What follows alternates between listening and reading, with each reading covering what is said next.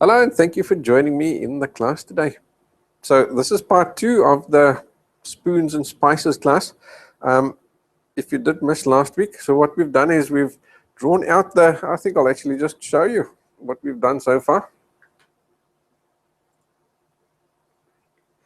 So last week we drew out our spoons, and the picture that we're working from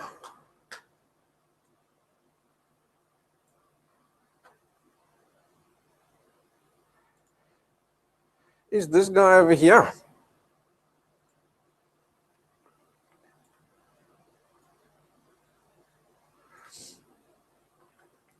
So we've drawn everything out, and then we did transfer it to the canvas, and we masked off the spoons.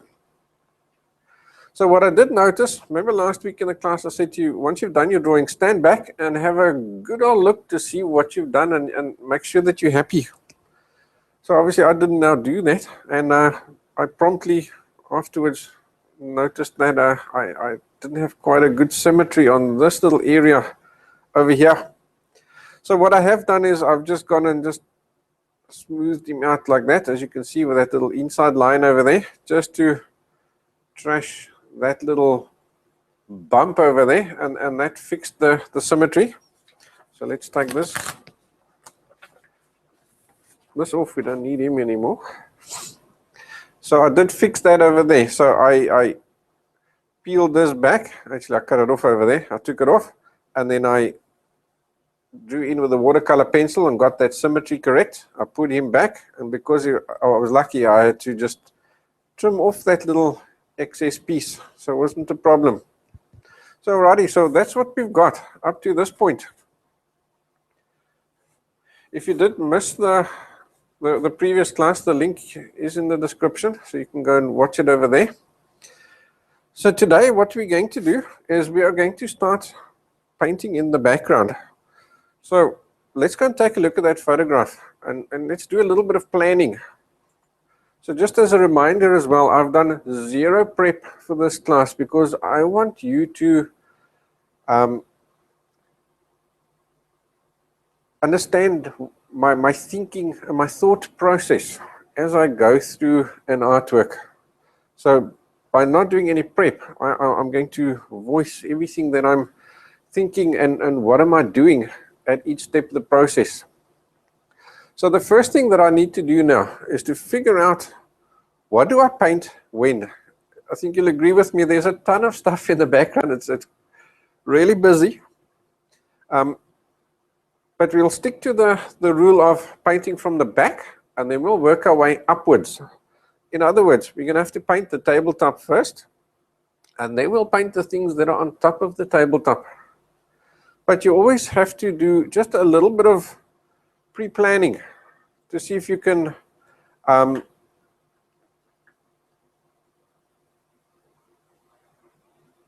would I put it?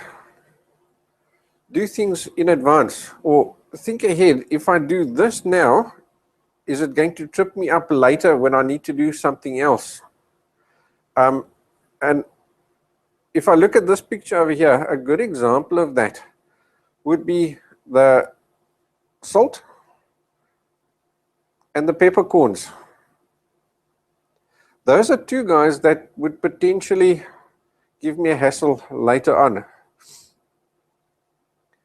A, because they're light colors, and B, the red ones, reds will often be semi-transparent colors.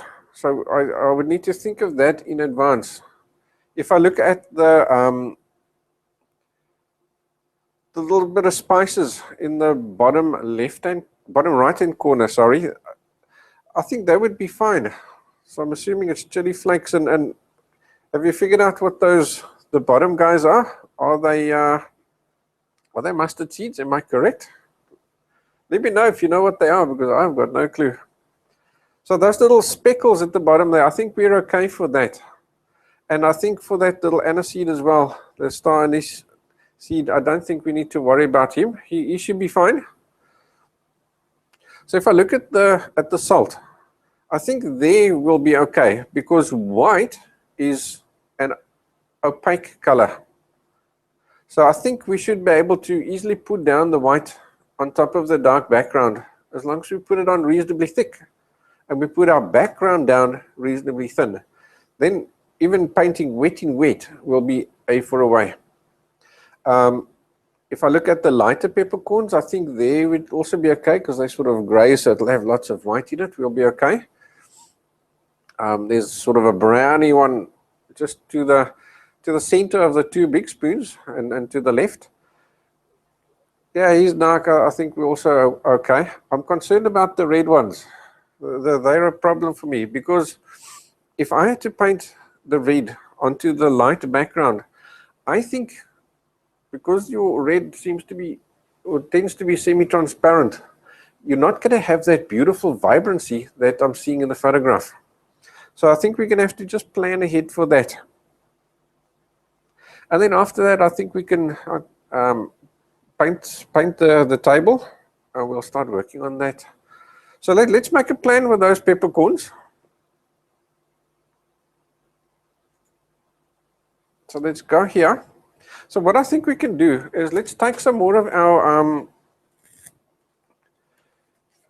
our clear cover, and let's just cut, say, like a strip, and then we make little squares from it. Then at least we've got, even though they're not circles, I think cutting out circles, each little shape of the peppercorn would just be way too much work.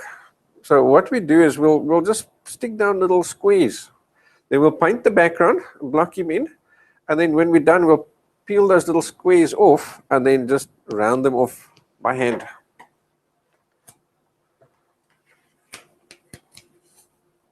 So if you don't have clear cover, then don't worry about it. Use masking tape or any other tape, sellotape, anything like that we do at this stage. So let's figure out roughly what size we need those peppercorns. So let me zoom in on that area there, because that seems to be where they're lying. And don't forget, as we go along, if you're in the live class, please ask me questions.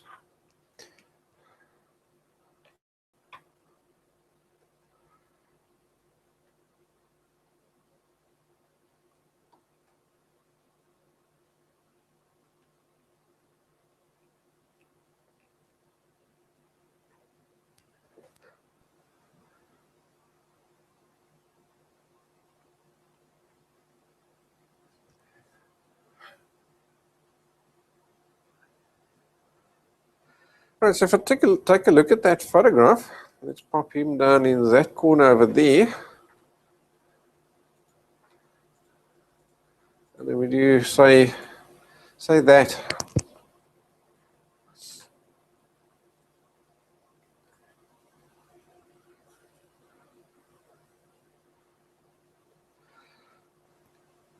I would estimate those peppercorns are roughly that size, so they're actually not that small. Let's just get this guy to focus. So just bear with me, I'll give him something to focus on. Everything's white there, so he doesn't know what to focus on. Alrighty. So yeah, it seems to be something like that.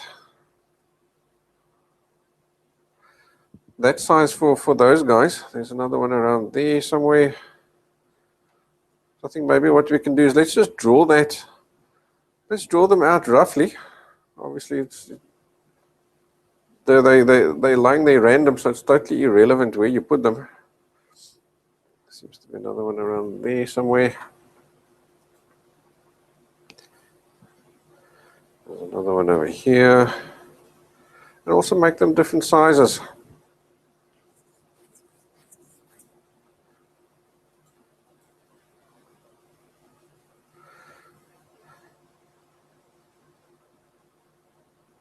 Right, and then there's two out there on the left-hand side. So that's off screen. I'm just going to draw their little circles.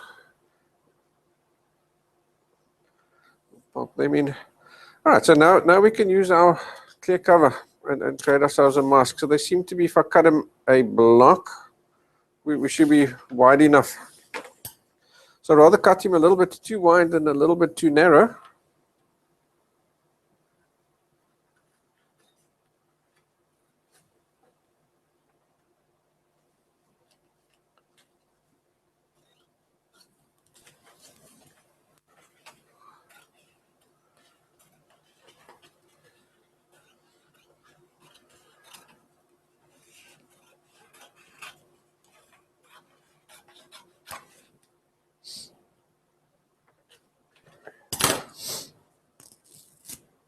that should be cool. Yeah, let's see. Yeah, so I think if we just cut a block for each peppercorn kind of thing, we should be okay.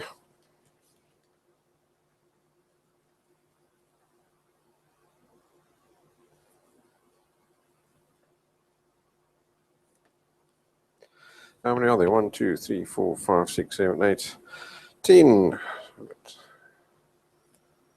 3.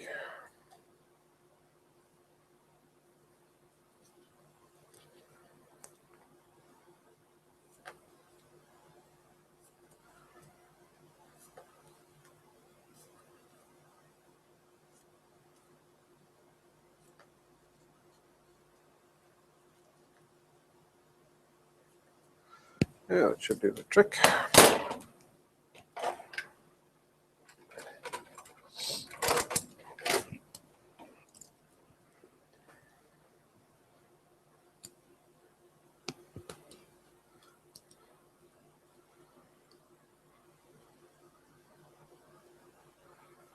Okay, so I'll just peel that off and pop him in place.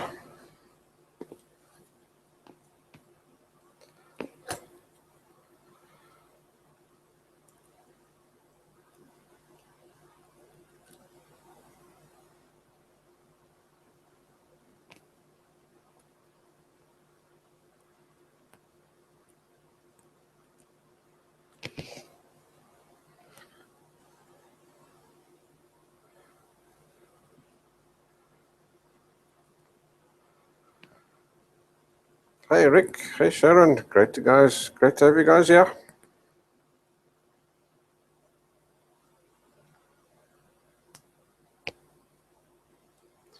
So you can see some of these guys are way too big for the peppercorn, but that's fine. It doesn't matter at all.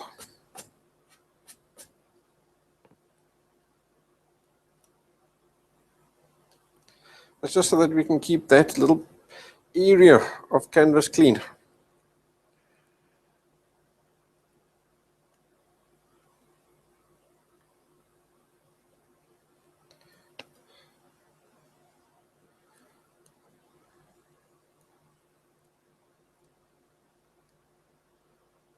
There is an alternative that you can do if you, let's say for example, you forget. Afterwards you realize, oh dear, I didn't mask off my little reds to keep them nice and bright, or any other color. You know, sometimes it happens like that you, maybe you've changed your mind, you're painting a landscape and you changed your mind, you decide you want to put something in there, but it needs to be a bright color, and now you've got this dark in the background. So then what you do is, you first paint a silhouette of that object in white. So guys, I'm just off screen quickly doing the other 2 or 3 peppercorns as I'm chatting. So then you paint it in white and you leave it to dry, because now at least we know the white is a opaque color.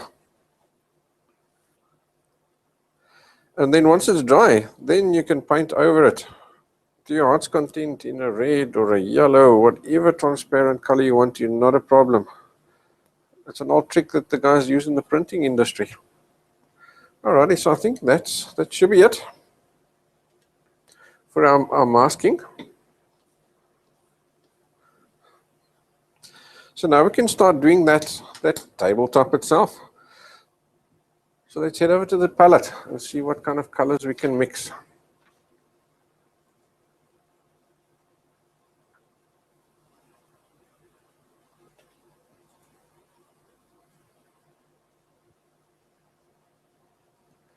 So what colors do you think you would use over there? It's clearly like a really dark blue. So the darkest blue, I do have Prussian blue and all those kind of blues, but I haven't put that on the equipment list for you guys. So I'll stick with the darkest blue that I've got is a French ultramarine. And does it matter that I match that blue? No, I don't think so. I don't think it's going to be critical. But now, again, French ultramarine is a transparent color. So if we paint him out, we're going to end up with something like that, which is clearly way too bright for what we've got over there. So what we're going to need to do is we're going to add something to him to A, make him less transparent, and B, to dull that blue down so it's not so bright anymore. So what color do you think we could use there? My first instinct would be just to add some alizarin crimson to it. But alizarin crimson is also a transparent color, so that's not going to quite cut it. So how about just adding some cadmium red to it? I think let's do that. Then we'll take it from there. So I'll put on some cadmium red. And I always put my colors down at the top first, and then I bring them down to mix, so that if I've got any paints left, or any colors left, that's up there that I haven't used and I haven't got medium or anything in it, I can pop it back into the tube. So what the heck, I think I'll just throw all of that in there. That's going to give us more of a dirty purpley color. But I'm not overly concerned about matching that background color, as long as we've got something. Okay, let's take a look. See what has it done? So it seems like, so if I spread this guy out, can you see there where it's thin? That's sort of that little twilight zone between the lighter the palette and the darker the paint. That twilight zone there shows me exactly what color I've got. So he's gone a little bit red, so then we'll just add some more French ultramarine into that, just to bring him back onto the blue side. And I think while we add it, let's add a little bit of medium into this, some painting medium. Not enough to make this really sloppy, but just enough to help with to speed up the drying process. So I just use a dropper like this. So I'll just add three or four drops into there.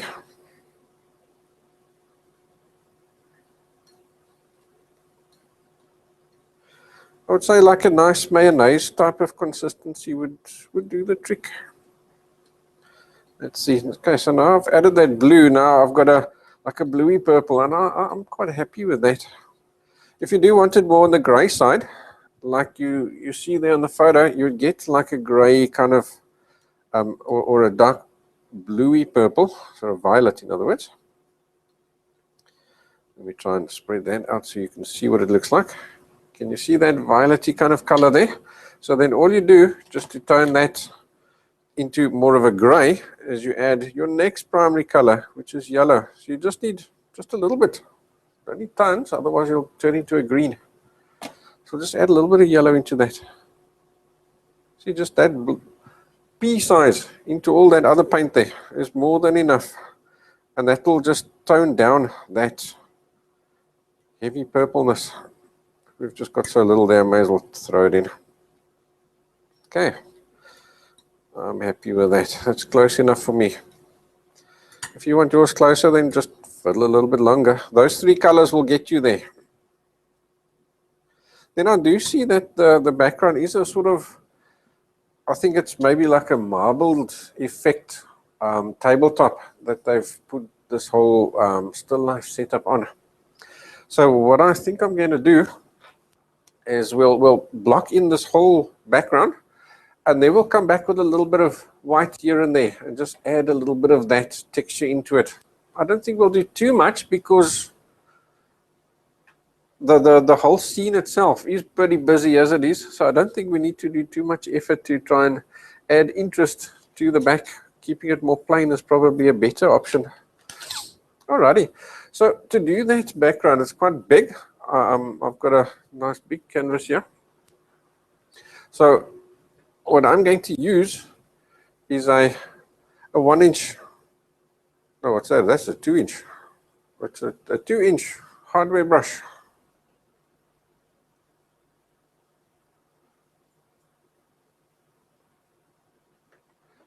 Alright, so let me reset this camera here for a second.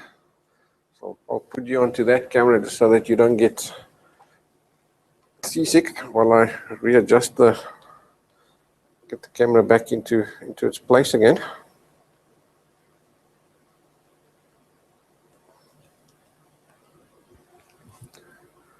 Alrighty, there we go. And now what's fantastic is because we've spent the time masking, we don't need to aim, we can just paint. I think I'm going to add a little bit more medium into my paint. Just it's not quite, with that extra paint that I've added, it has gone a little bit thicker. Just to get it a nice spreading consistency. Let's test drive it. Yeah, it seems to be okay.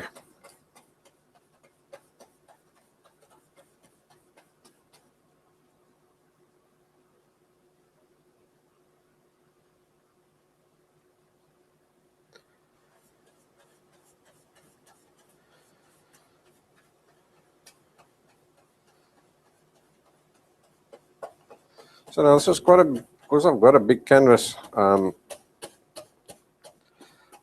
there's a possibility that always that possibility that you'd run out of paint as you're going along. So what I'll do in a case like this, I'm going to paint from the one side to the other side, so that if I do mix some more paint and it's not quite the same, then at least it looks like I've meant to it. I'll just blend those two variations into each other, and then it'll look like it was meant to be like that. The other way of getting around that problem, because it does seem to happen more than what you'd want it to happen. The other option is what you do is then you go ahead and you paint a little bit here, a little bit there. So maybe a dot here and a dot there, a dot here and a dot there as you go along. So that if you do mix a different color, then you put that in between those other dots, and then again it gives you that mottled effect, so that it looks like that was the plan from the start. Meantime it wasn't. So paint right over your mask as though it's not there.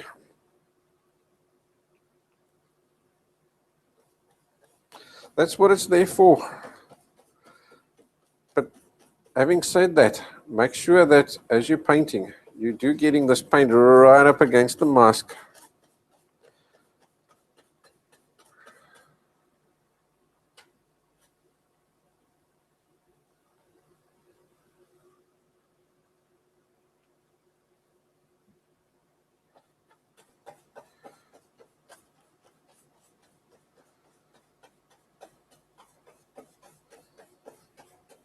Here, I don't think it's that critical, but sometimes you will paint something that is critical, and then you don't want that halo. So that's why you have to make sure you've painted nicely all the way up to the edge of your mask. Yeah, so it seems like I am going to run out a little bit.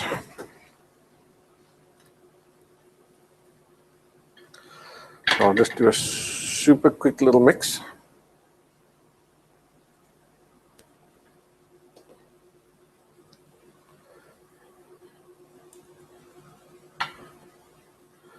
So we had ultramarine, we had a speck of yellow,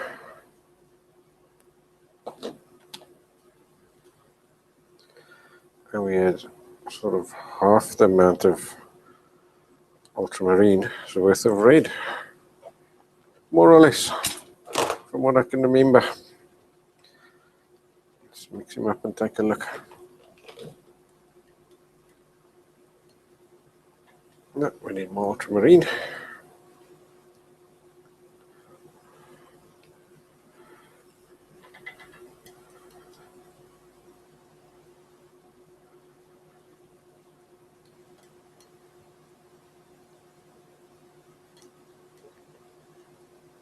So as I'm mixing here, I'm checking that little twilight zone in between the palette and the paint.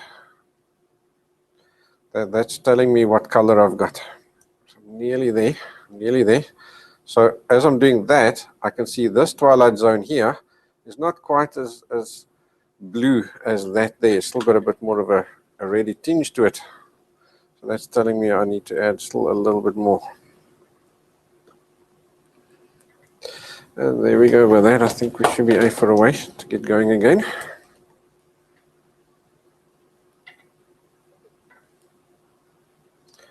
Let's get some medium in there.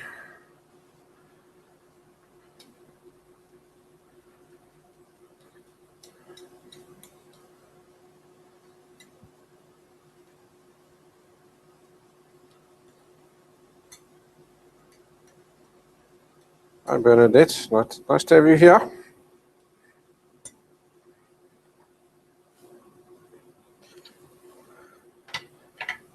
Cool.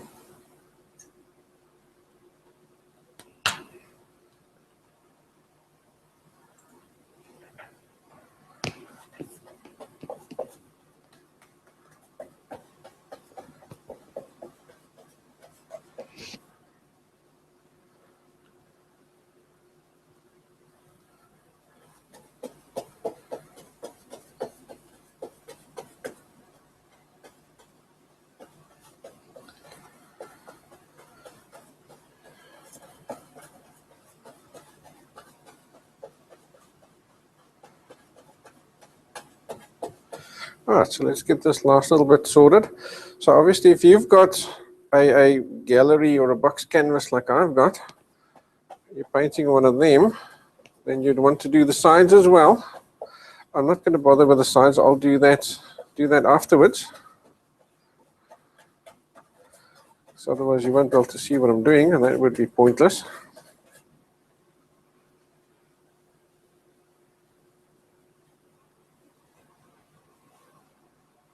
Hi, Cheryl.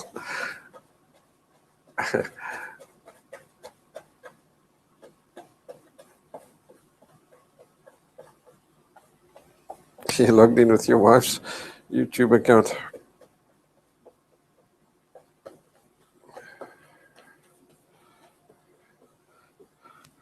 I hope she enjoys painting lessons because YouTube is now going to recommend all sorts of painting lessons to her. Alrighty, I think that's good enough. So let me see if I can just adjust the camera so that hasn't got a shine on it. So you'll have to see it at a bit of an angle then. So just bear with me. See what I can do. No, it doesn't seem to. My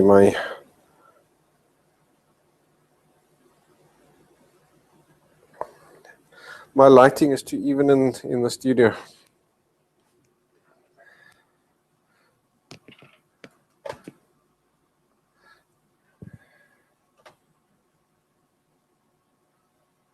But I think that gives you a good idea of what it looks like at this stage. So automatically, it's already given me a bit of a texture, which I'm pretty happy with, actually. But I think we'll add just a touch more. What the heck? Why not? Just because we can. So I'll take a little bit of titanium white. And I'm just popping that down on the canvas, on the palette over there. Then I'll just dip the same brush in there, just to get a lighter version. And I don't want a huge contrast, a huge difference in color. So just that little bit of white into there is good enough.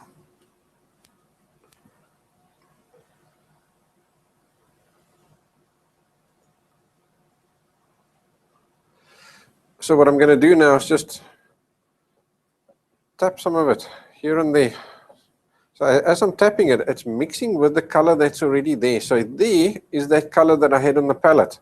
And now as I'm moving out, it's changing color. So now I can pick up some more of that color on the palette. And maybe I'll start over there again and work out that way. So I'm going to do this at random places all over the painting, just to get a few different tonal values happening.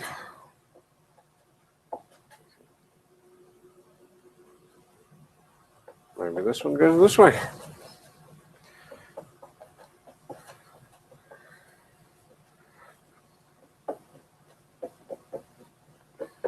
And maybe there's just a dot instead of a line. And maybe over there as well. Yes, I think that's okay. Now what I'm going to do, I want to at least blend that a little bit, and you could even leave it like that if you wanted to, but we want a nice soft smoky effect. So now I need to get rid of, first of all, the most of the paint that's in there. So I'll do this. I'm going to lay this brush flat down on the palette, and then I'm going to just gently squeeze it like this. Look at how much paint I'm squeezing out of this brush. But I'm not being aggressive. I'm not squeezing hard enough to hurt the brush.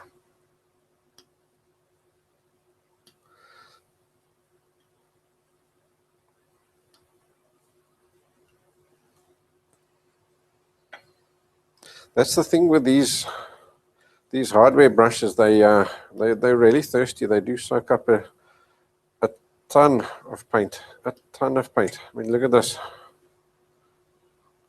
Look at all that paint that was still in the brush, or that was in the brush. There's still more there. it's a royal heap. But I think that's good enough. We've got rid of that real bulk. So now we can use our roll of paper kitchen towel and just wipe off the excess. So you're trying to get this brush as clean as you can without washing it, because we want to keep it dry. If we had to wash it now, then it's going to be wet, and that's going to sort of help to thin down the paint on the canvas, and we don't want that. So we just give this guy a good old wipe. I can see that most of it is now out. So now here on the canvas, I'm going to hold this brush as upright as what I can. I'm actually letting it hang. Can you see that? It's just swinging here in my fingers. As loose as what I can. And I'm just using the tip of this brush. I'm just gently going over in all sorts of directions. And that's gently spreading out that paint that we've put down there. So there's two things that are happening at the same time. The first thing that's happening is that the paint itself is spreading and it's softening. Let me see if I can show you it when there's no glare on it. There we go. Can you see over there? That nice soft marbly kind of effect that you're getting. So that's the first thing that's happening. The second thing that's happening is because we're going over this so gentle, you're practically losing all those brush strokes. I mean, here you can see the brush strokes. They're really, really quite hard. But as we go over them, let me go over that little area there. It's quite nicely visible there. As I gently go over this, can you see there? It's softened that out.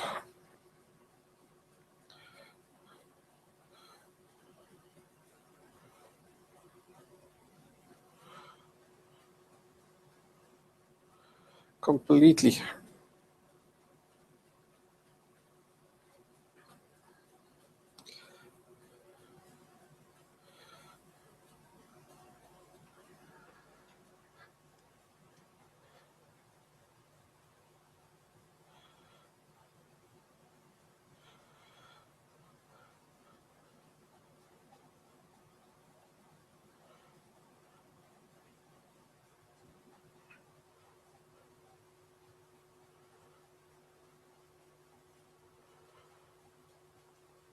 Now notice when I'm doing something like this, I'm going to do it as methodically as what I can. In other words, I'm going to gradually make my way across. So I'll start at the top and I'll work my way down.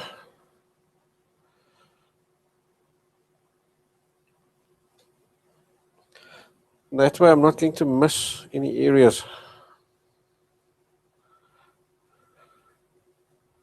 In some areas, because you've maybe, as you put the paint down, you pressed a little bit harder. So you've got harder brush strokes. As you go over those areas, then you just, what would you call this? Tickling them? I wouldn't know what you would call this. It's this gentle brushing. You're going to have to do it more often in that area because you've got more prominent brush strokes that you're trying to get rid of. So don't rush this. Take your time. But you can see it's not taking that long.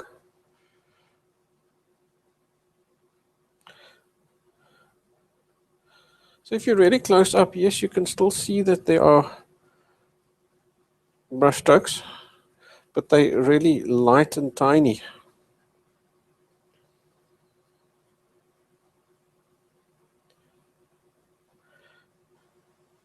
So at normal viewing distance, it doesn't look like you've got those brush strokes, which I like because that means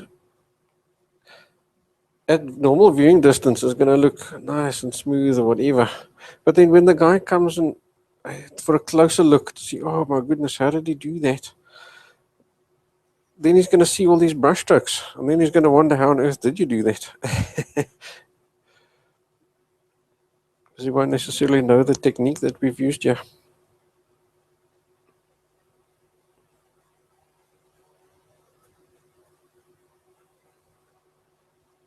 Nearly done.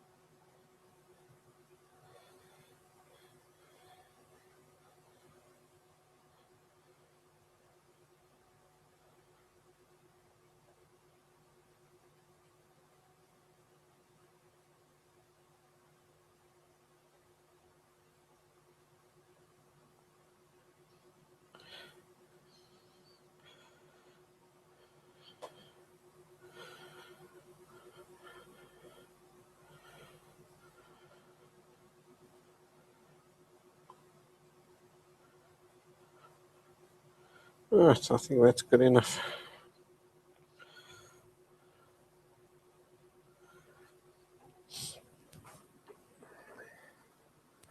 So that's giving us a nice smoky effect over there. And I think that's good enough for our background. So what I'm going to do now is we can start on doing all the detail work. So the first thing that we can do is let's take off those little squares. So to see them, you may need to sort of stand from the side so you can see the ridge formed by the edge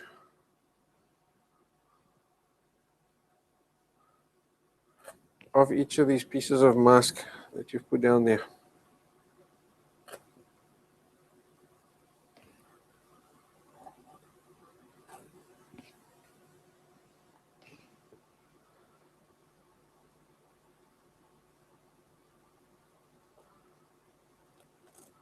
Okay, so I hit 10. So I need to now find 10 of them.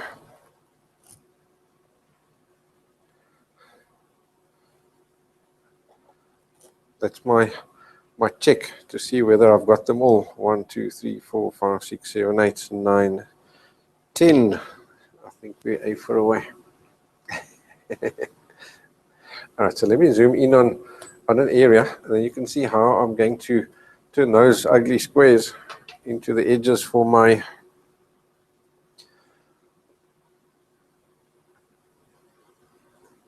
for my peppercorns.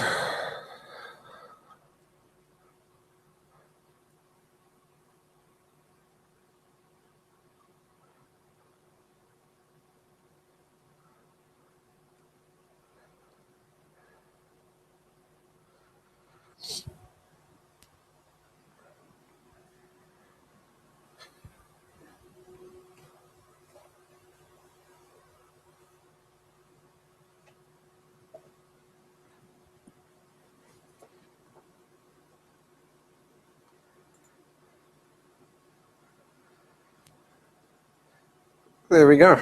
Right, so now you just take a small soft head brush, one of your little fine liners or something like that. It's one of these guys.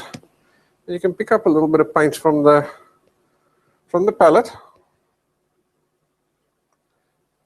And now what I'll also often do in a situation like this, because now I've got a lot of paint all over the show. So now I'll use one of my big brushes as a mile stick. So I'll take a big paint brush like this guy. So I'm going to hold him here, and that there is going to rest on the corner or the edge of the canvas, or if possible off the canvas on the table or something like that.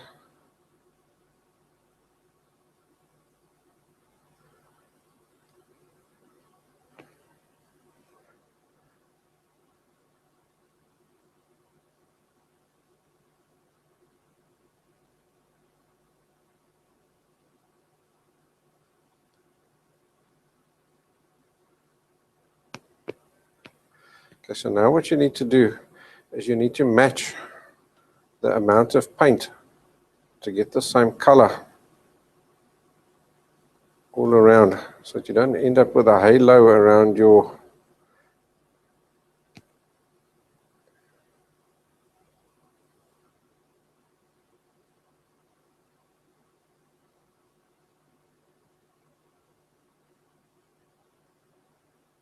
around each peppercorn. So I'm very gently just matching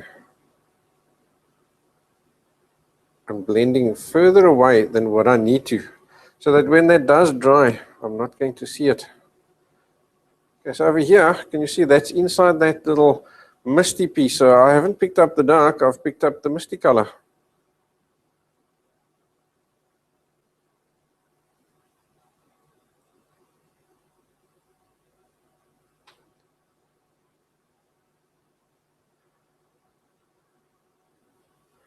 So I'll block that in, and our very gentle brush strokes are matching what we have around there as best I can, like that.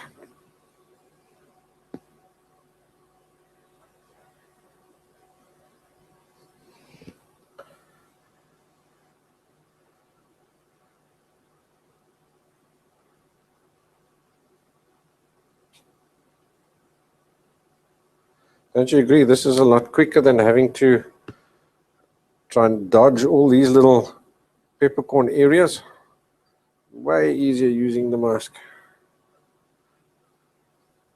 Okay, so as I'm going along, I'm adjusting this color that's on the brush, because there it's lighter and there it's darker.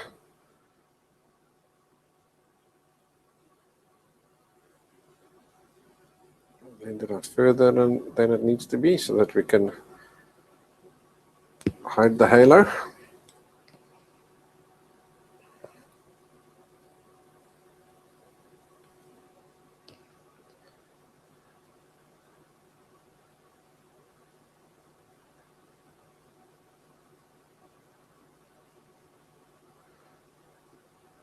And luckily, peppercorns they aren't perfectly circular, so we can get away with it being a little bit oval shaped or whatever, like I've got over there. It doesn't make a difference. In actual fact, it'll add character. Can you see how far I'm going away? Well far away, to make sure that there's no halo. Super gentle touch.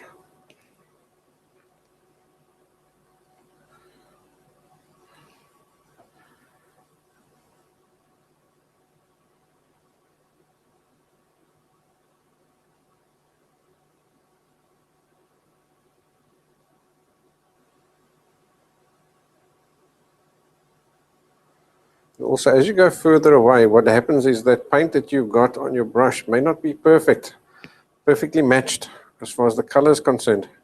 So now as you paint further away, it's mixing with the paint that's already on the canvas. And then they're bringing the two colors together. They're marrying them.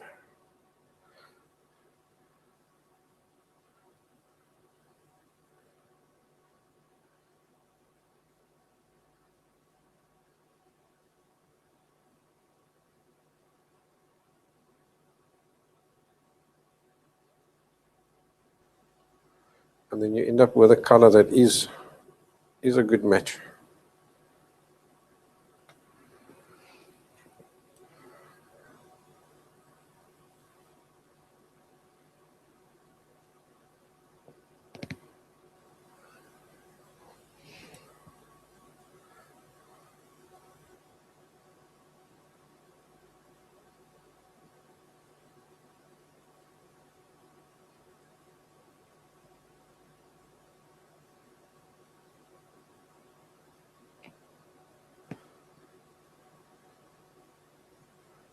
Alrighty, so where are we at now? 2, 4, this is number 8.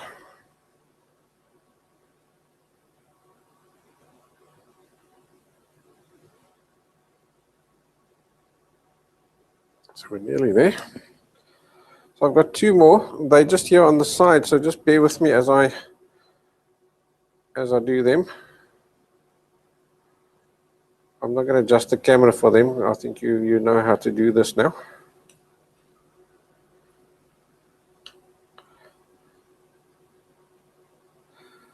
So our next step from here is now we need to start working on all the detail work. So this is sort of the time when you start panicking. Oh my goodness, where do I start? It's such a complicated scene. Let me actually put that up over there. It's such a complicated scene that you'd often become overwhelmed and wonder how would I even start tackling this guy. The way I do it is I start and I try and find what is the easiest thing to do. What do I think I will be able to do successfully? And that's where I'm going to start. Because I like to start off my paintings with if I can have one success, and oh yes, you know what, that doesn't look too bad. Then also you've now suddenly got a few things on the canvas which look good. And then the things around it start making a little bit more sense. So, oh, you know what, I did this here, so if I do that there, then that would work, and so on. So the easiest thing that I can think of over here would be the splatter of these little sprinkles of spices, the fine spices like you see on the bottom right hand side. And the other thing we can do is the salt. So I think even doing the sprinkles is a bit of a possibly the more difficult thing. Those little specks of salt, they're really easy. I know I can do them. It's going to be incredibly difficult to muck that up, make a hash of it. So that's what we're going to start with now.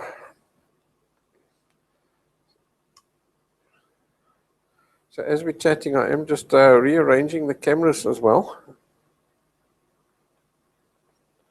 So we'll start off in that bottom left-hand corner, and we'll start adding all those salt speckles, and then we'll work our way up and across.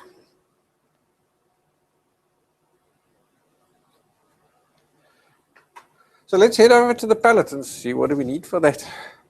So the first thing we need is some space. So I try and keep any color that I've used for as long as possible. Ideally until the painting is finished, because you never know when oh dear, you know what, I've missed just that little bit of a speck.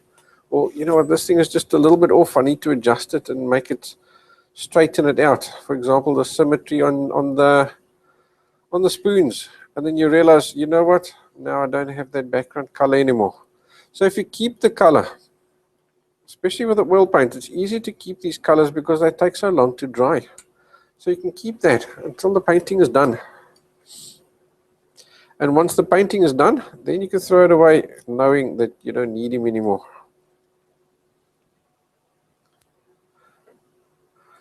I've just been caught too many times with you need just a little speck of a color, and now you don't have it anymore. And you know what? You never match it perfectly again. Forever and a day, you can see that little spot there where you've had to fill in with the wrong color. Even other people don't see it, you know it's there. So the easy way to avoid that is just keep your colors. So I've got two palettes. I've got this one over here that we're working on now, and then I've got another one. And the second palette is the one I'm generally going to use to keep my spare paints in. So this guy over here. So I'm going to take that, and now that I've got these colors, I'll just pop them down there. So now they're out their way, and I can work with a nice clean palette. And my palette's not cluttered. But if I ever need some paints, I can drag those guys back in an instant.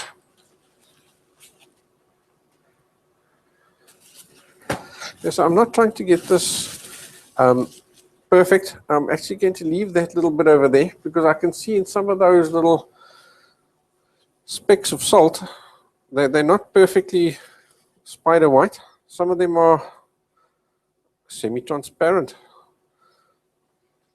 So having a little bit of this color on the palette should be fine. Okay, and we've still got white over there, so let's bring some of this in over here that we can work with. My white is quite thick, which I'm happy with, but I think I'll just add 1 or 2 drops in there of the medium. Not really because I'm trying to thin it, more because it's going to help with the drying process. It'll make my painting dry way quicker, within days, instead of within weeks, especially white and black. Those are 2 colors that are notorious for taking forever to dry. So just by working in that little bit of painting medium, you're going to speed that drying process up tenfold with these colors. And that's it. So now we need to figure out what size brush do we need. So let's do this. Let's go here. And let's look at that. And just try and estimate how big those guys are. So let's see. What I'm doing now at the same time is I'm just trying to dig out 1 or 2 little brushes, some of my fine liners and so on. Then we can compare and see, would that do the trick, yes or no? So I've got 3 different sizes over here that I've picked out. So if I look at that, now I'm trying to estimate the size of these little specks according to something that I've already got a size of on my canvas. So I've got it that size, and I've got that size. So I'm trying to estimate the size of my brush versus the size of that speck versus the size of that. Does that make sense?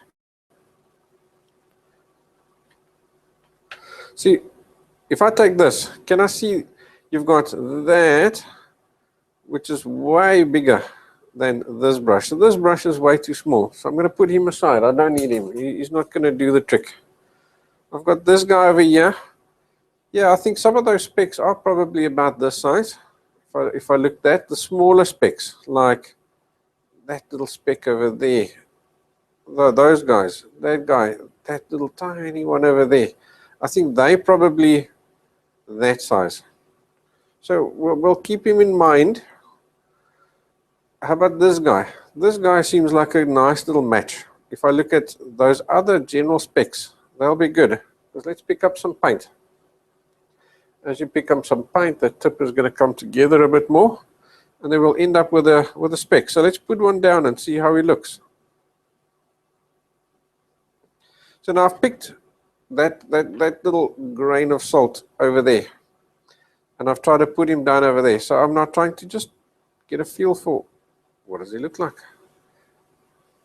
Yeah, I think that seems more or less. So now I'm trying to judge that ratio versus that ratio. And it seems more or less. So wonderful. That's good enough. So we'll start off with this brush over here.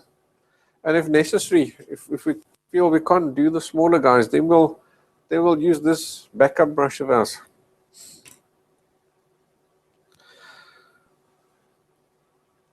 All right, because our background is wet,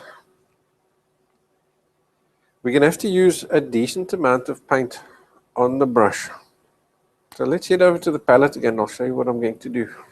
When I pick up this paint, the first thing I'm going to do is, because that paint is wet, is going to pick up color. Look there. Can you see just from that one grain of salt that I've done? Look at all that purple that it has picked up. So before I pick up any paint, I'm going to clean my brush like this. Just give it a wipe on there. So I'll keep this in my left hand, and while I'm painting with my right hand.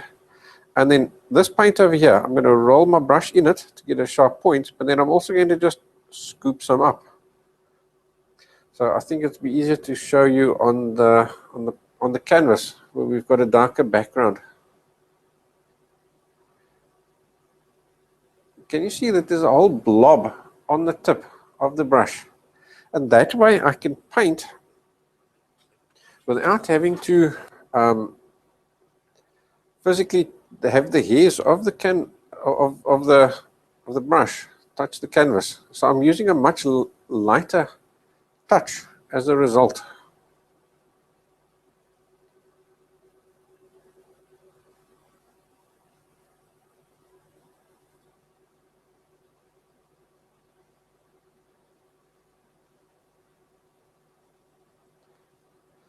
Alrighty, so now we're going to have to paint all these specks.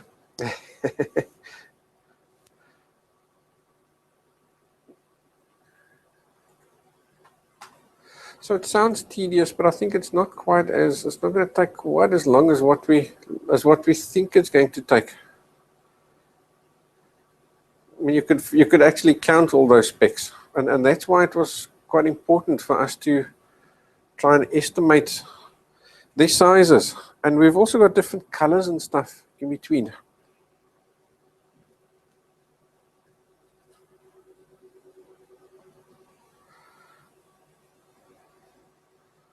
So let's go ahead. And I'm not going to try and copy all these grains of salt. That's just ridiculous. It would take forever. So what I'm going to do is just randomly put them down like that.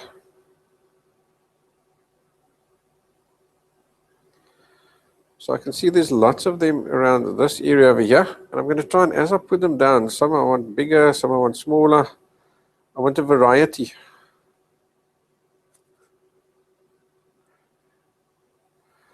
A nice decent variety. And that's where picking up this nice blob of paint is going to help you as well. Because initially that blob will be nice and big, and that'll give you a few big grains. And then as we go along, that blob of paint will be smaller. So that's going to give us the smaller grains of salt.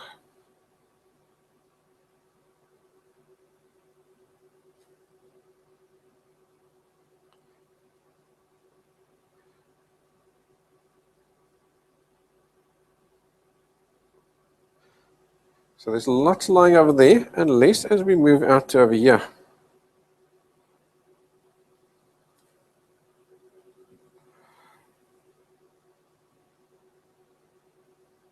So I'm going to space them out further away. Make sure that I'm not creating a pattern as well. I want these guys to all look as random as what I can get them.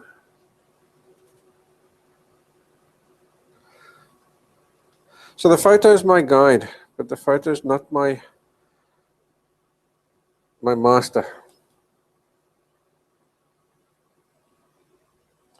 So Sometimes I see a bigger speck and sometimes I see a smaller speck, and then I'm going to put in those different sizes. Some of them are closer to each other, some of them are further apart. So when I'm doing random stuff like this, my favorite way of doing it is I keep telling myself little stories. And the stories of the families. And that story goes like this. These guys, like us, generally tend to be lonely, so they grow in groups. So you see, here's a whole group. Here's a city of grains of salt. But then you get maybe a mom and a dad.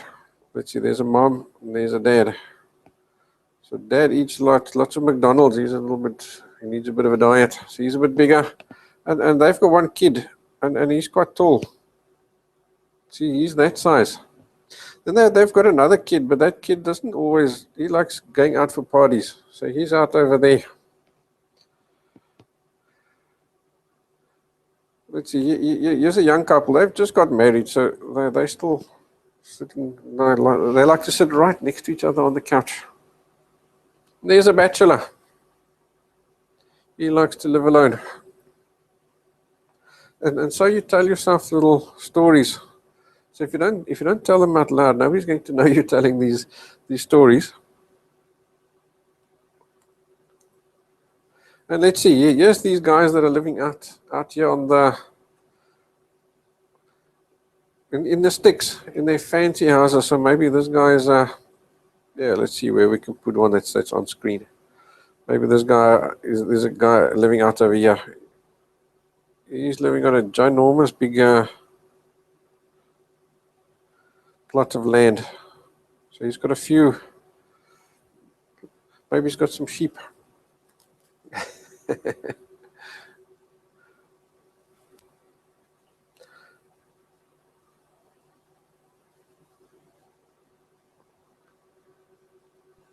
Or maybe that's a kindergarten.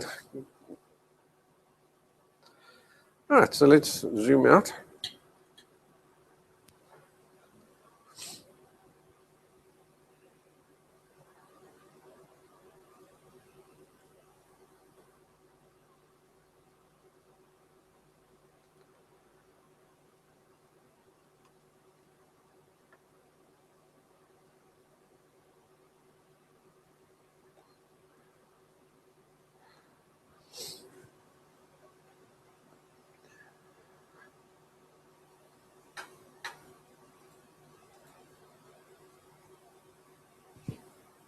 Right, so we've got quite a bunch over there, so let's tackle them quickly. Can you see it hasn't taken that long.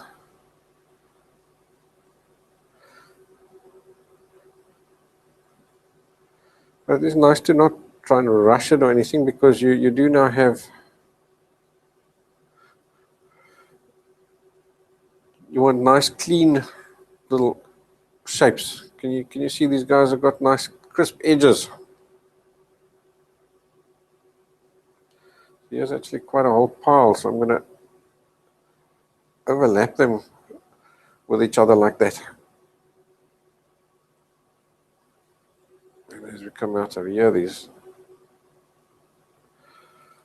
specks become less, until eventually we get out over here. There's just a few little loose specks lying out in this direction.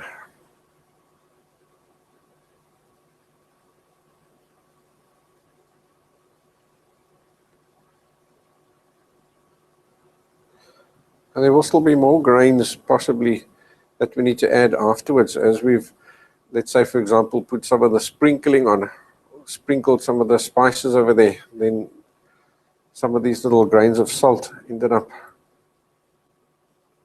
on top of that.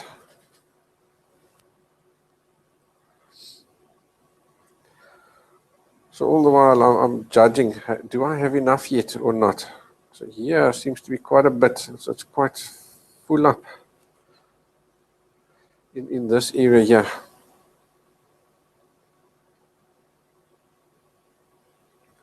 So I'm creating a bit of a mess in this area.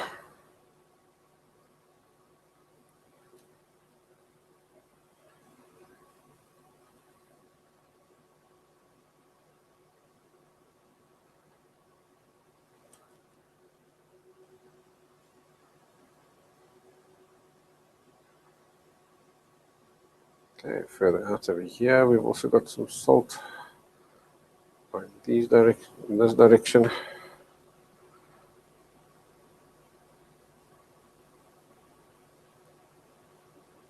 There was quite a big one over there.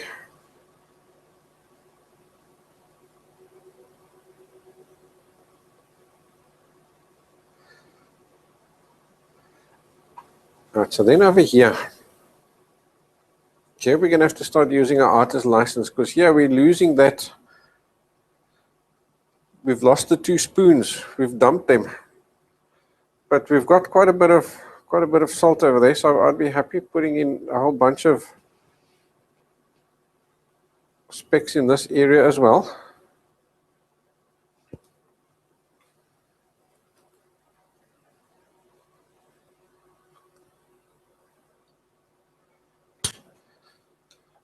I've run out of white, so let me just quickly mix myself some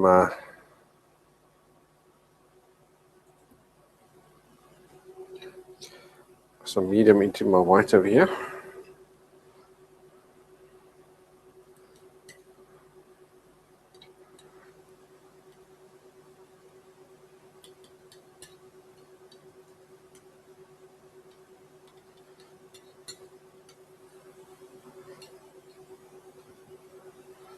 Go there like that.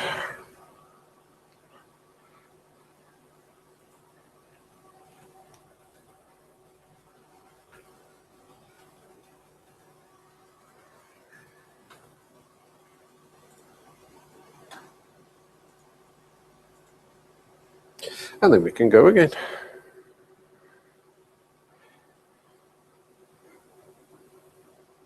I think I'll maybe make some coming out from behind this spoon.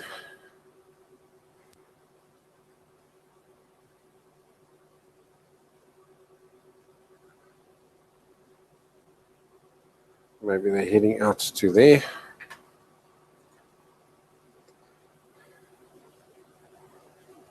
So I'm trying to make that big pile that's over there look like it just happened by accident.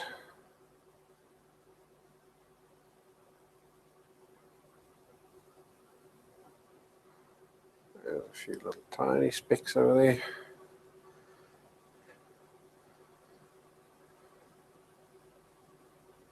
There's 1 or 2 bigger ones.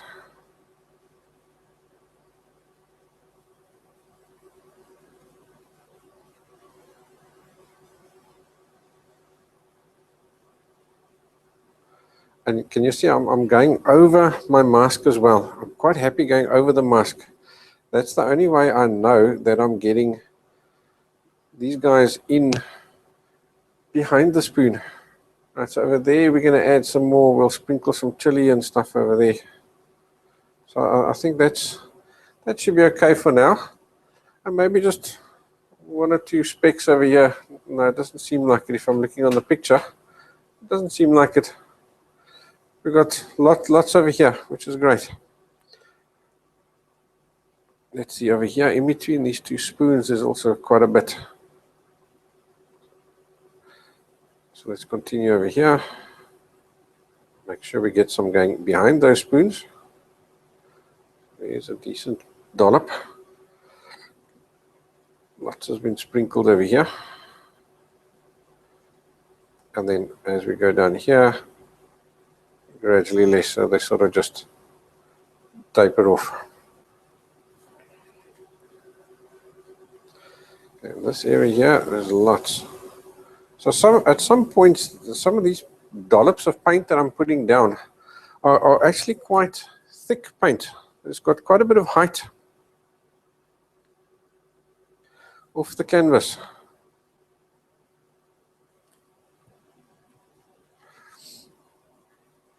Okay, so let's dump that overlay so you can see what the overall picture looks like. So there's quite a bit of salt lying there already.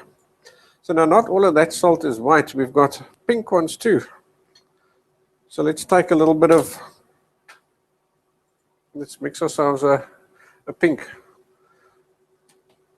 So I'm going to use just a touch of crimson into that white.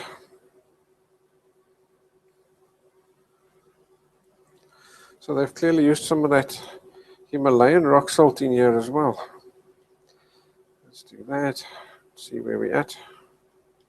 So now I'm just doing a rough little estimate according to what I see on the photograph. So that's got way too much pink in it. So then I'll just tone him down.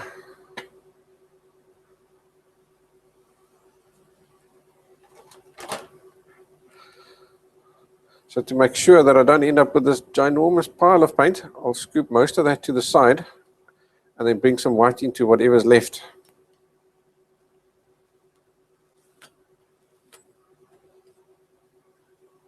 You see, even that is made still too bright.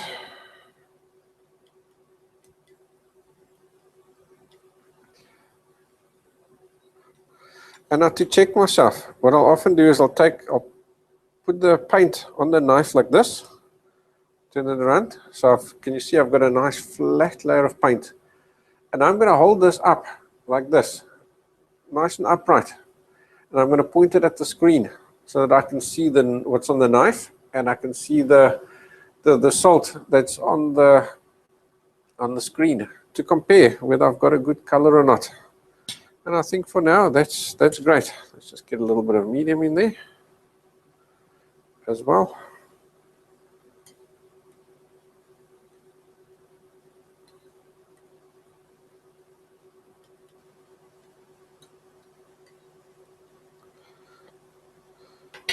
Pile it up. Awesome. Let's put those darker sprinkles in as well.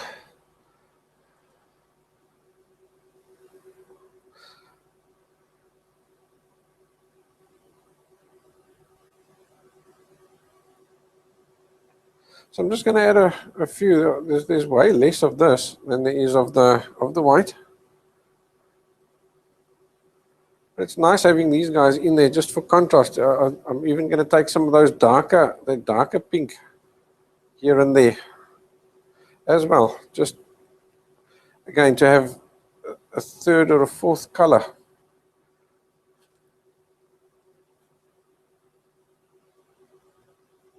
Maybe there's a bigger one over there.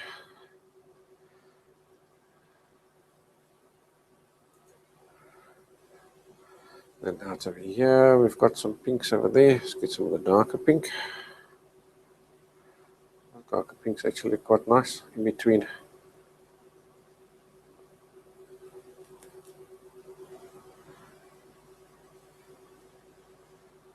Maybe a few lying around here. I think this is sort of easy does it. We don't want to overdo these guys. Otherwise they become too many. Okay, that's enough. Let's stop before we get carried away. Okay, so you're going to build that guy up. Next, let's start adding some peppercorns. So what I'm going to do is I'm going to show you one or two peppercorns, and then you can continue with the rest yourself.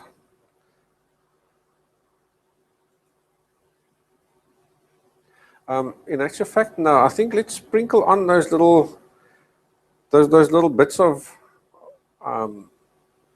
chili spices and barbecue spices and whatever that else has been sprinkled over there, because these peppercorns and things need to lie on top of them. So now I'm looking at the colors and I'm trying to see what color do I have that's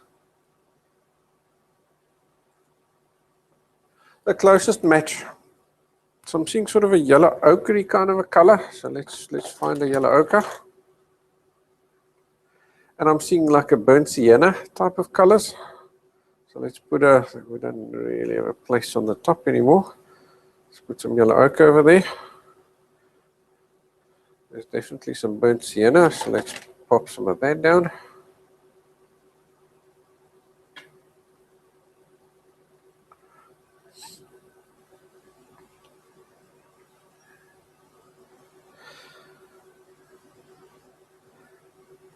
And then there's some darker versions, so we'll take some, just a touch of raw umber over there as well. Okay, so to get that sprinkling effect. We're going to use splatter. So with splatter is the only thing where I say you can use some tips to thin your paint. But in general, I'm going to use my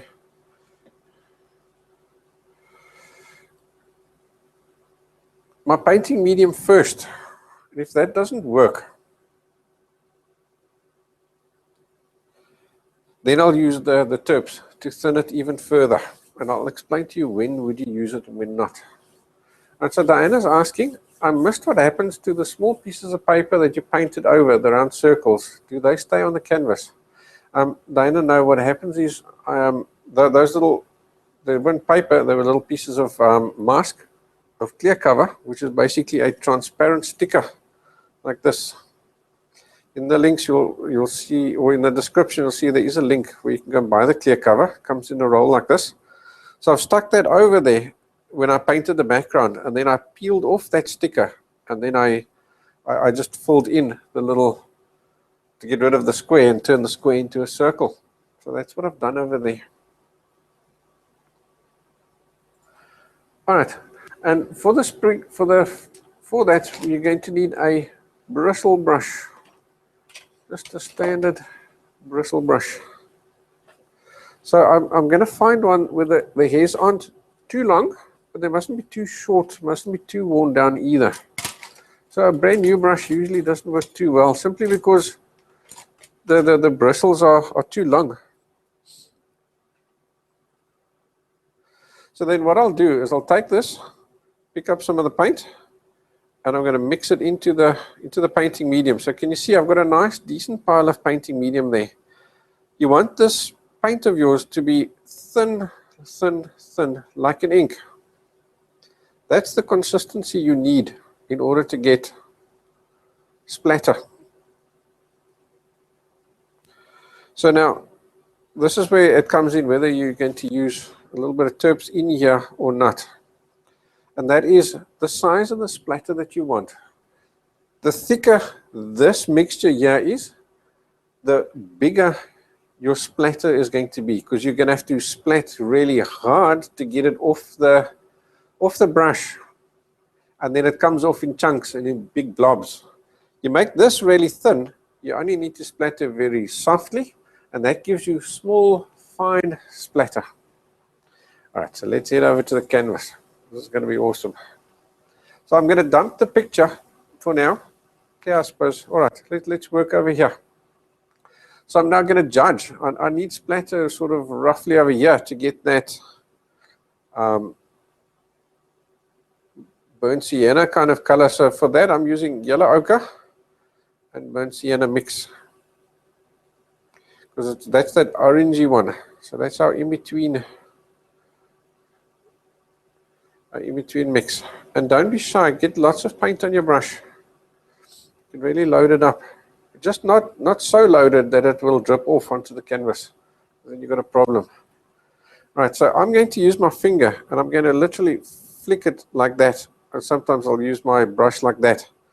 If you don't want to get, let's say for example you're a lady, you don't want to get your nails wet, then you can use another brush. Take a brush like this, and then you can flick against the brush or like that.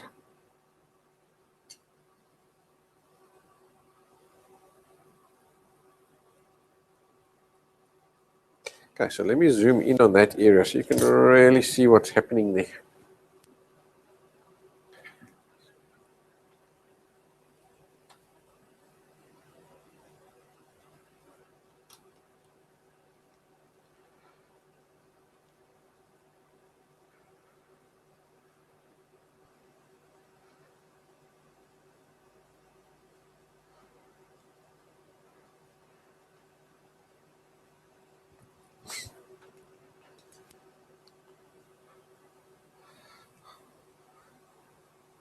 Alrighty, so for now I'm going to just splatter as much as I can over there.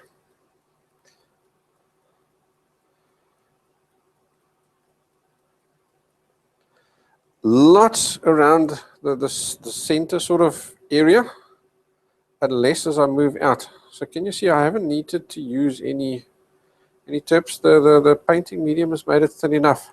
But I know if you're painting with, say, for example, liquid, liquid itself is a little bit thick. So that's not necessarily going to give you the kind of splatter that you really want.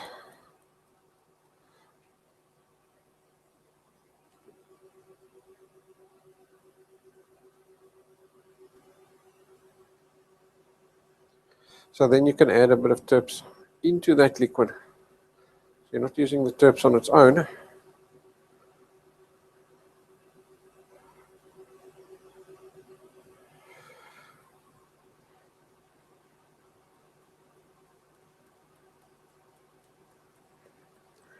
Is this in the same place as on the picture? No. Do I care? Absolutely not.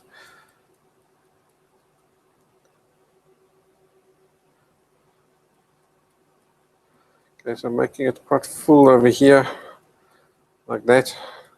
Then we'll add a few loose splatter for loose grains lying on the side.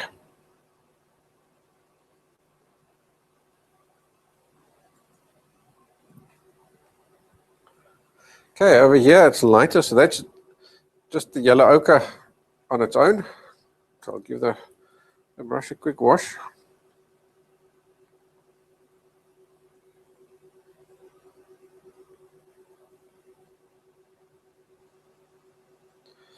Dilute some yellow ochre.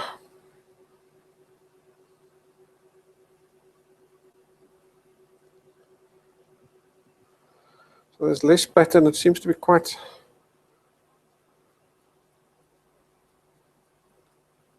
sort of on the side like that, off the edge. There's a few smaller drops, so I'm going to make my paint now really thin and pick up tons of it. And I'll see if I can splatter a few drops like that. And as you do it, it's going to come out really random, and that's fine. That's what you want. You don't have control over it.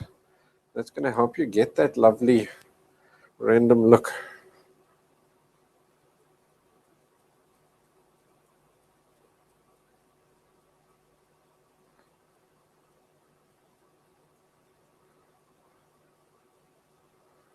Is it looking like spices drizzled over there already? Yeah, I think so. Yeah, let's see, there's some more over here.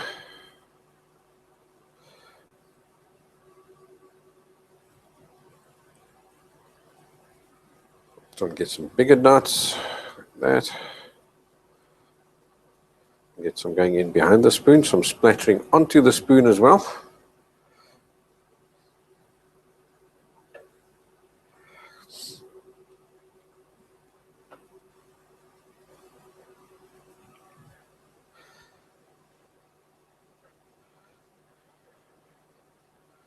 Yeah, let's zoom out and get just a feel for what does that look like.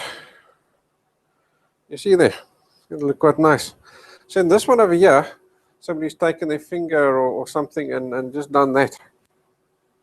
So we can do the same thing. And you see there, now we've needed a little bit of the background color. So back comes the old palette, the spare palette. So I'll just take some of this, pick up some of one of these colors, just on a little fine liner kind of brush. And I'm going to paint little pieces, a bit at a time. Because obviously as I'm painting, I'm picking up that.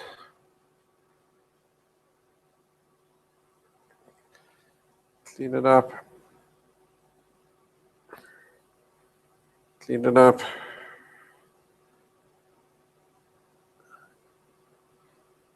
Clean it up.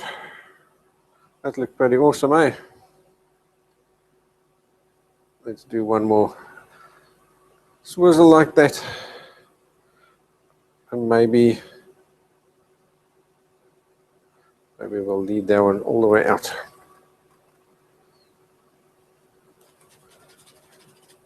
Well, that was pretty easy to get that illusion.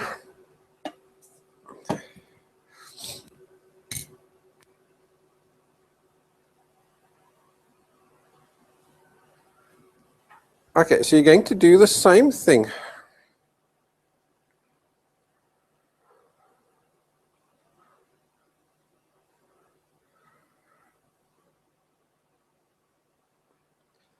Over here.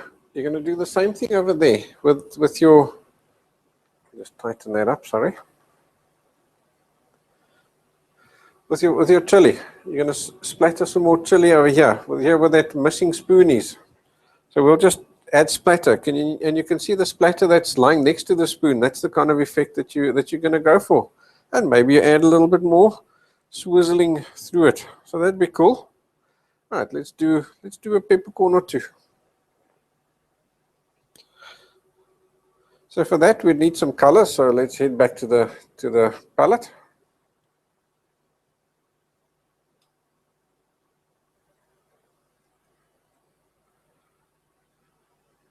Okay, so I'm seeing brown peppercorns.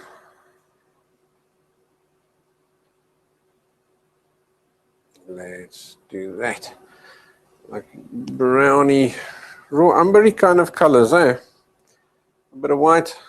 And then there's other ones that are sort of a dirty yellow ochre kind of color.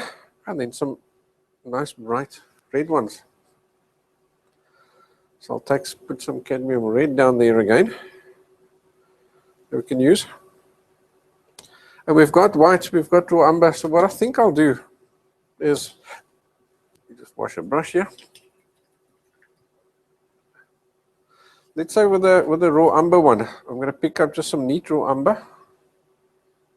It's not exactly a raw umbery color. It may have just a tiny touch of crimson or red into that. Yeah, that seems to be more like it. So I'm going to just make little tiny impromptu mixes like this for the correct color because each of these guys are different. Okay, so let's go and take a look at the canvas. And let's say, for example, we want a big raw umbery one over there. Seems to be more or less roughly where it was on the photograph. So let's use a mile stick again.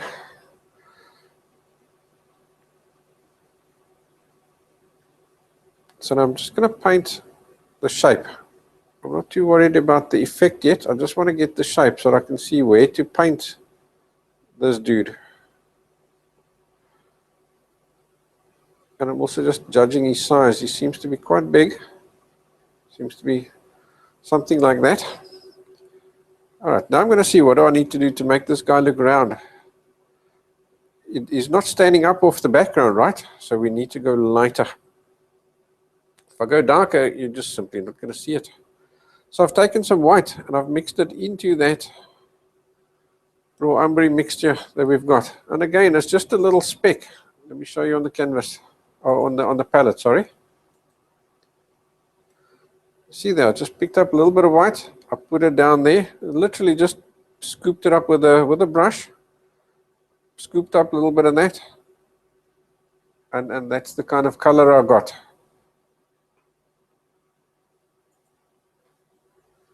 We need so little of each of these colors. It's pointless doing anything with in mixing these guys up in huge amounts. All right. So now we get to a point where we need to start figuring out which direction does the sun come from. So if I look at that peppercorn, it seems to be lightest on that side over there. So clearly our light is coming from that direction over there. I can also see it by the highlights on the red peppercorns. All right.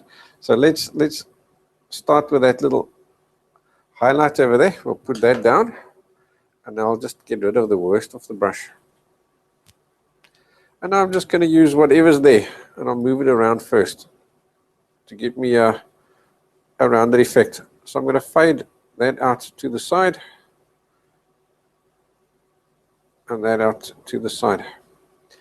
The idea being to try and see, is that enough? No, it's not enough. All right, so now we need to go lighter. So as I work around in little circles like that, as I move further away from that bright point, the paint on the brush is mixing with the darker color that's there. And that's making it go darker. And that's giving me an automatic shading.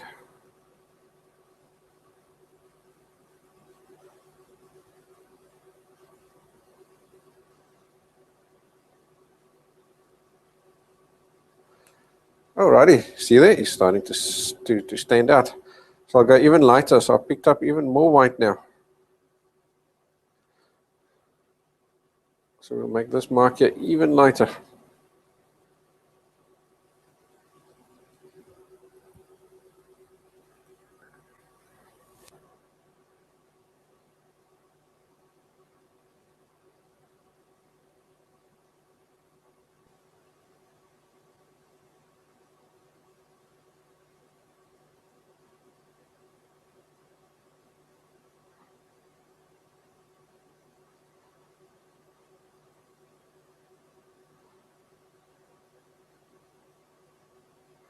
Okay, so now I'm just bringing in a little bit of raw umber again, that raw umber mix of ours, because it's now become a little bit white. So just to add some color back.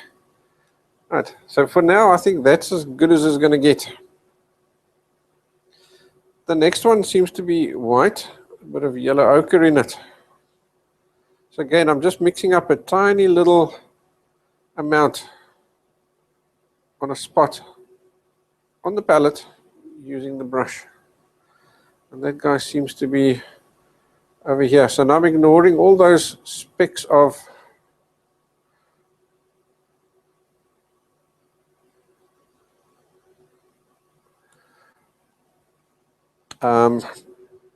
those specks of salt. Okay, there.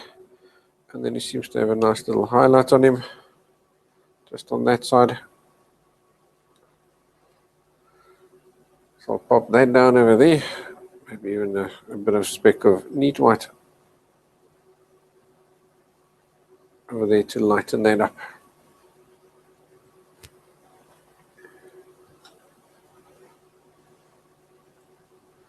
Okay, and the red one, I'm going to take some cadmium red and I'm going to block this guy in. Just neat cadmium red. So because your background is wet, work very carefully so that you don't scoop up that background color.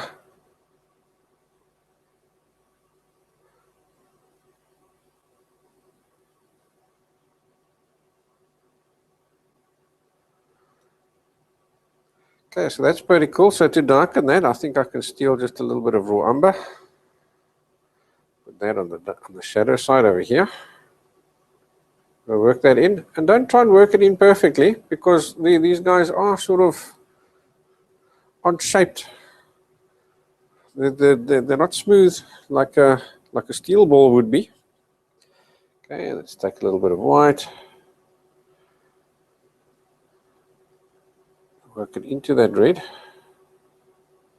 Then I think I'll steal a little bit of yellow ochre into that mix as well. So you've got cadmium red, white, and yellow ochre.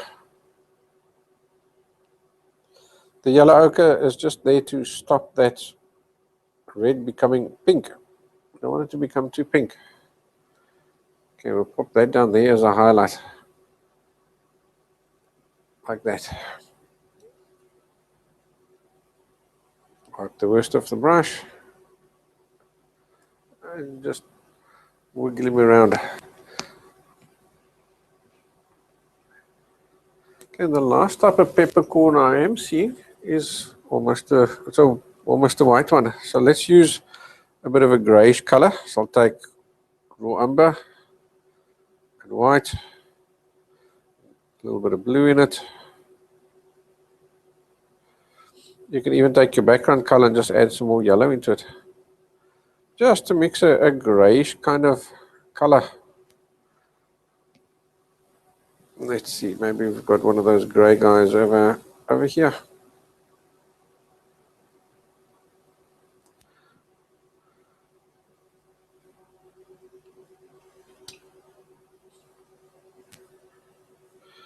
Okay, now we can have a darker version, so more raw umber, more ultramarine, minus the white this time. That'll give you a quick little instant black. So we'll put down just a little bit of that on that shadow side over there, not too much. And then we'll use some neat white, just a speck of neat white.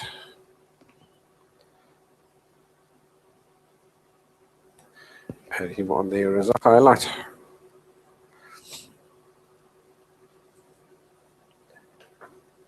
Alright, so I think I'm going to call it a day on this one. I think you've got all the techniques that you need now to go ahead and finish the rest. So let's just zoom out and see what it looks like.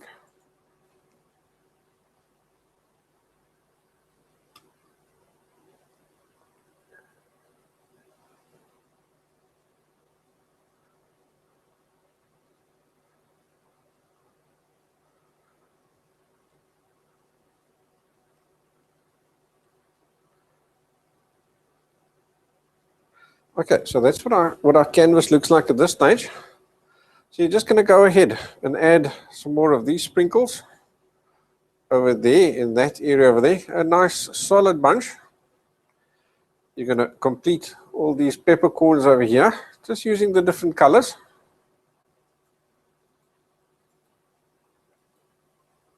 And then I see there's also, if we take a look at the photograph, there's some more sprinkles on this side over here as well.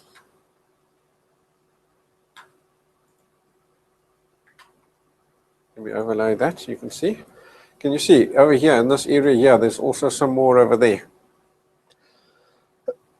So what's interesting about these guys over here is that there's also something has been dragged through that.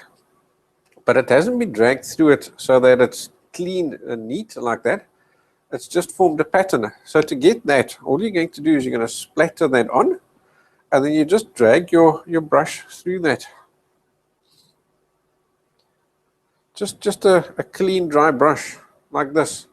So then all it's going to do is it's going to spread those little dots and form a flat mass in that area where you've spread it. And that'll give you that effect. So you go ahead and you tackle yours, and then I'll tackle the rest of mine. And I suppose we can dump that guy now. And then I'll see you again next week, and then we'll continue. I think then we should be able to start with the spoons. So that should be awesome fun. I'm quite looking forward to that, aching to get at that silver. All right, so I'll see you next time. If you do want to get some more painting in before next week, then all you do is head over to onlineartlessons.com, onlineartlessons.com. There's over 400 more projects like this waiting for you there. So from me, I'll see you next time. Cheerio.